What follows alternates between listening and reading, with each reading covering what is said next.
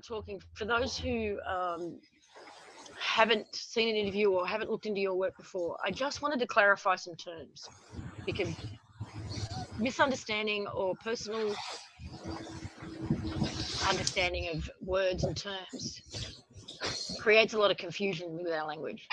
So just the very words soul and spirit. Now, we use those words interchangeably, but you don't, very specifically. So if you could clarify those two to start off with, so we're all on the same page. Okay. Well, first off is when a little baby's born, in the cells of the baby have the holographic memories of all of the ancestors through time. Example with that is we're dealing with stolen generation, and where they can't associate with the children. So in this particular case, we find the cause of the effect is linked to the great-great-great-grandmother. Through the hologram of time, we call her through, and next minute the great-great-grandmother's crying her eyes out of the person on the table. They've just come and taken my children. I can't afford to love any more of my children because I don't know when to come take the rest. So she shut down. That now came down the genetic line and was locked in to the vehicle.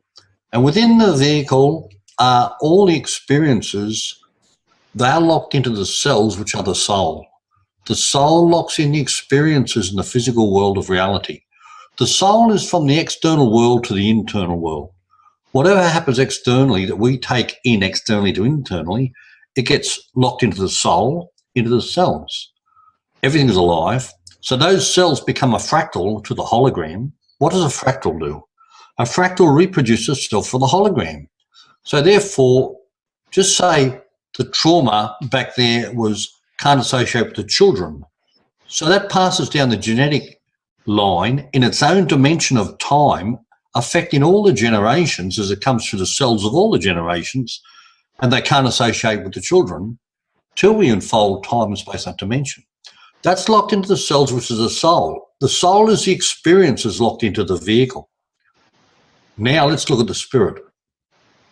The spirit comes in at the moment of conception. He's linked to the heart. Science today says before it reaches the head, it reaches the heart. That's right, because it comes in with spirit first. The spirit is the essence of the being that's moving through time. It's eternal. It never ceases to be. It's continually moving through time and space and taking different vehicles and different experiences in those vehicles.